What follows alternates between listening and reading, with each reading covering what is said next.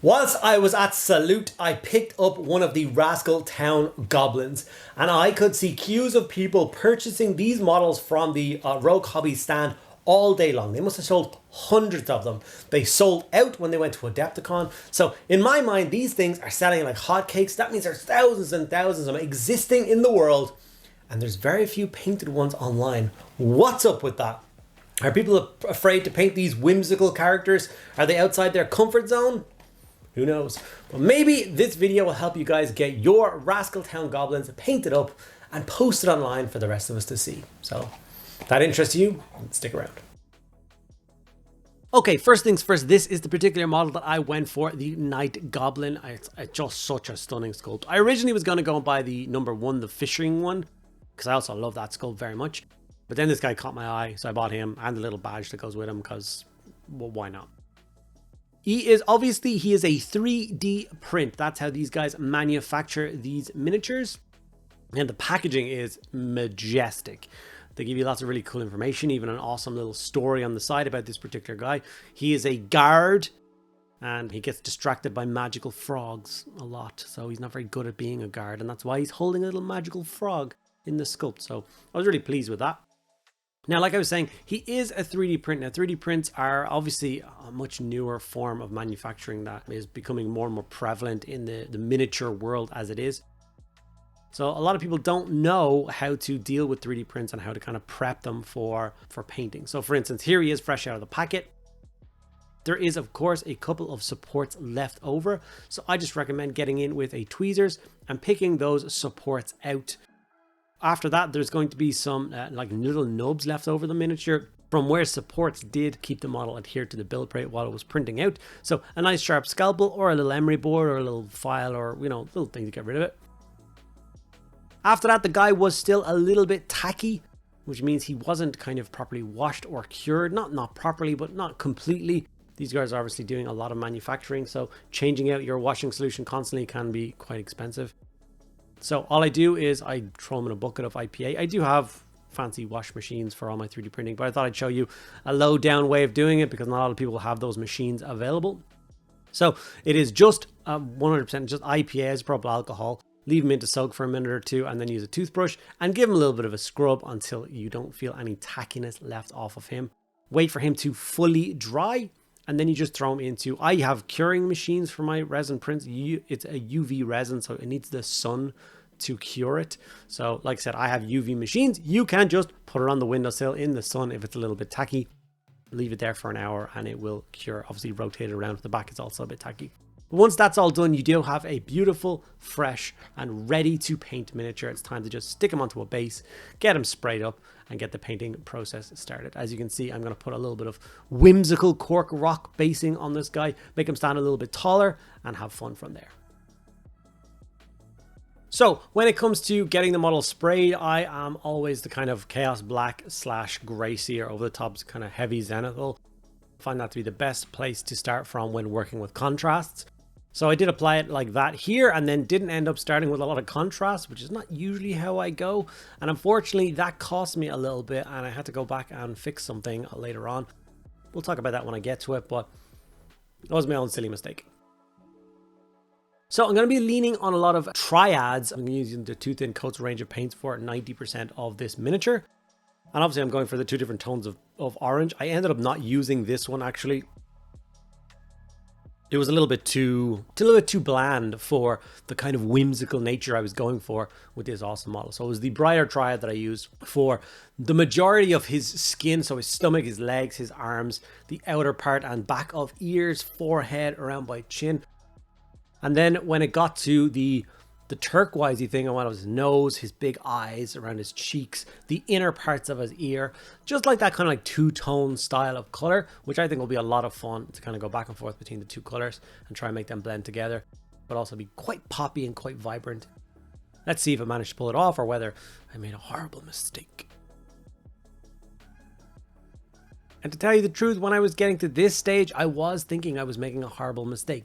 Obviously, Louise is a much better painter than I am, so she's able to blend the two different colors together along the nose. I'm not very good at blending. It's never something that I was able to really achieve all that well. So there's like a natural stopping point for the eyes, the nose, and the cheek. So I could just paint those bits a separate color and go from there. So we're definitely in the danger zone here of, am I going to make this model look good or am I ruining it? And it'll only a little bit of time will tell. With the orange, this is what I'm talking about here. So I think the orange was originally designed to be gone over a black base coat, which means the fact that I started with this nice bright coat, the base coat, the mid-tone, the highlight all just ended up looking very samey, and I wasn't getting that really nice transition I was hoping for and what I normally get when working with my oranges. Usually I start with an orange contrast and then I build up those three colors. So what I had to do after I applied all the oranges, actually just go back over the entire orange surface with the contrast and then build up these three tones yet again in order to get the color that I wanted. You can see here the transition of the skin has suddenly gone very dark again, and this is after I've applied the contrast. And you can see immediately as I start to layer this up, the oranges are going to pop a hell of a lot more off of the model. So like I was talking about in the intro, these models seem to be selling like hotcakes. Everybody posts pictures of them holding the model, the box, or taking pictures of the box, talking about the fact that they've managed to get themselves one of the awesome Rascaltown goblins. But there isn't a hell of a lot. Like if you do hashtag Rascaltown into Instagram, you're not going to get that many painted versions of these guys up, and I find that to be just utterly bizarre. And I was wondering if the kind of same idea is happening. Louise has done such an incredible job on the box art and on all the miniatures and painting guides that are a little bit kind of scary to attempt. A lot of times the color schemes used on these will be outside our wheelhouse. We're going from these like crazy grim dark schemes into these much more, I'm going to keep using the word whimsical, bright colors and really fun and really just enjoyable to paint. But like even me kind of fighting my way through painting this one was an entire like learning experience. Picking colors was a disaster because I'm not very good at the brighter tones. I had to employ a lot of help to figure out what I was going to paint them as. And does that mean that there's a lot of these Rascaltown goblins sitting on shelves at the moment that aren't getting painted up because people don't know what to do? And all I can say to you is, please don't let that stop you. Just dive in, pick a few fun color schemes, pick a few fun tones, and just go to town. You can always strip it if you really do a really, really bad job, but 99% of the time, you're going to be much happier with your painted result by the end of doing it than you are of leaving it as the gray, unsprayed, or unbuilt model. Even me, when I had just applied the turquoise and orange parts, was like, this is awful looking. This is just truly bad. But I knew if I fought my way through it, I figured out the tones and I figured out the colors I wanted to go for and just persevered to the end, I was going to be left with something that I was going to be quite proud of. And then I was going to be obviously looking forward to doing more Rascals in the future. Here I am working up the triad of the blues around the face area like I was talking about, inner ears. The orange is definitely the tone I want now, and I'm glad that I did go back and hit it with the contrast, even though I had to kind of relayer the entire skin twice. I don't even want to know how many layers of paint are on the like orange skin parts now, but it's quite a few. Another thing to remember is things like color wheels do exist, and although color wheels kind of confuse me a little bit, you can just Google, like if you want your primary color to be red, you can just Google what colors go well with red, and then the internet will tell you the colors that go well with red, and you can use those as your alternate colors like I've done with the face and the inner ears, and just kind of have fun with it. The information is out there. Don't be panicking. This is the last coat that I did across both those two tones. What I decided to do is I decided to go for an ivory color and do one last highlight, but I did this on both the blue and the orange skin tones to help them kind of blend together a little bit more, look a little bit more natural, and obviously make the skin tones pop a crazy amount more. With those done, it was time to try and play with some of the other details, and I was considering even this point. I'm going to keep talking about my struggles with painting this, because I think these are the struggles that a lot of people are going to face whilst painting these miniatures, because like I said, they're outside our comfort zone. With the cloth, I don't know whether I should have gone for a bright, vibrant, whimsical color like the pink that I went for, or whether it should have been a slightly duller color, a brown or a black or a beige, something that's not going to kind of try and steal your attention away from the skin tones. In the end, I was quite happy with the pink result, and I ended up playing that pink throughout the rest of the miniature in other places. Like I did the fletches on the arrow in that color, I did the feather hanging off his ear in that color, and I ended up doing parts of the the wizard's hat that the frog is wearing that's in his hand. That color as well. With the metallic part as well, I honestly was half tempted to try and do some non-metallic stuff. Once again, this direct representation of the ones off the box. I feel like those tones would have sat better with the whimsical nature of the model, but I don't know how to do it. So in the end, I did decide to go for like a runic gold style color scheme. And once again, I used the triad system for base coat, mid-tone, and a highlight. Added some burgundy and stuff, or not some burgundy, some oxidization into the crevices and stuff, just to make it pop a little bit more. And obviously, adding in that nihilic oxide color, it's once again, it's that kind of turquoisey blue tone, which will match his face and his inner ear. So it'll kind of help tie all those details together and look really nice.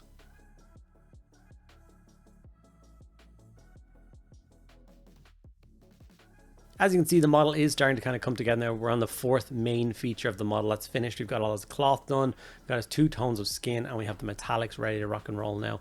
So we're on the right track to getting this guy done, but there is so many other extra little details out there that you're gonna have to play around with and figure out the colors. Even the frog, what color was I gonna do the frog? In the end, I went for a traditional green. I love frogs, by the way. So any excuse to paint up a frog, I'm there. And I didn't want to draw the attention away from his hat or this model, so I went for quite a neutral toned green for the little frog and got him painted up. Even the leather belts and buckles and things, I decided to go for like an offshoot of green, really dark browny green, as opposed to going for, you know, that brown leather color, which I don't think would have sat right mixed in with this guy. And obviously I didn't want to try and steal any more attention away from other details.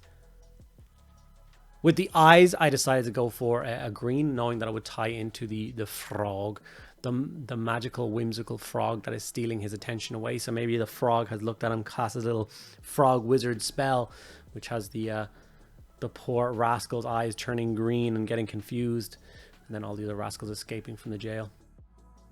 Added a little stroke of black, a dot of white. I also gave him a little bit of black kind of eyeliner around the outside just to help the transition of blue and the eyeball a little bit better. And then we just hit those coats with a little bit of varnish to make those big eyeballs glisten just a tiny bit. And I was really happy with how the eyes turned out. Once again, it's another kind of bright color, and you'd start to worry about putting too many different bright colors next to each other. But so far, for me at least, I think it's working out, and I'm really happy with how it's turning.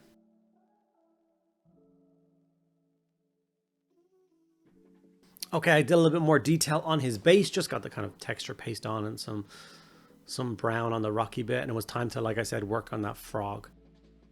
So I went for my kind of traditional color scheme. This actually Games Workshop paints for him. It's Plague Bear Flesh, and then it's like Krieg Khaki and Ogren Camo. It's those kind of really like neutral green tones, give him a nice khaki frog. And yeah, I just had a little bit of fun and highlighted it. When it came to the wizard's hat, then again I had that same kind of issue crop up again, where I was like, okay, the wizard's hat needs to be like standoutish. But if I do a crazy standoutish like hat, is that going to draw your attention away, or is that going to be too many conflicting colors? So in the end, I decided I just folded and I did the same pink and the same turquoise blue that I did across the Goblin on the hat, and just gave him a freaky pink and blue hat. Why not? Same material, same location maybe. Just a bit more whimsical. I used some of the moss paint here for the rock. I just wanted to put a bit more natural tones into the base. I didn't want it to be that kind of flat brown and grey. I think that worked out well as well. A nice green mossy rock that he's perched atop. And obviously with that, we have our finished first Rascal. I'm really delighted with the final result. It is definitely something I have never experienced before. It's definitely outside my wheelhouse. And it was an adventure from start to finish, trying to figure out how to get it to look kind of the way I wanted it to look, but also fit in with the Rascaltown kind of theme and style. And I hope you guys enjoyed this video. If you did, make sure to do all the normal things like comment, subscribe, check out Patreon, channel membership, all those other good fun things. And make sure you check out Rogue Hobbies for all her amazing videos on how to paint up these Rascals yourself, or how to pick one up for yourself.